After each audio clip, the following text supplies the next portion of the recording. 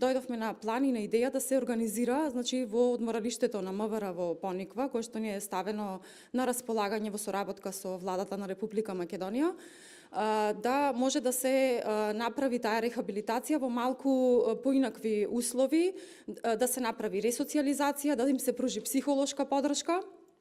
И тоа е замислено со активирање на медицински тимови кои што ќе им бидат достапни 24 часа. Тие пациенти што се во 4-та и во 5-та група, очекуваме дека дефинитивно ќе им биде потребно продолжено лекување, а кај дел од нив и оперативен хируршки третман.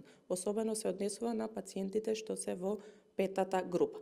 За сега не е благодарно да се каже колку време би траело тоа нивно лекување, меѓутоа станува збор за еден подолготраен третман. Една од предлозите кои што доаѓаат од повредените е да го скратиме оној временски период на патување од Кучани до Скопје за да ја направат таа пулмолошка контрола, која што согласно информациите од докторите кои што ги имаме се прави на некој период од 2 до 3 недели. Иако не е секојдневно, меѓутоа сепак и тоа е еден вид на оптеретување. Кога ги примаме ние таквите да речеме предлози кои што ги имаат пациентите, веднаш ги проследуваме до здравствените власти за тие да најдат механизам дали е возможно да се пренесат и опремата, но и пулмолозите да бидат достапни во Качанската болница за да го скратиме тој временски период.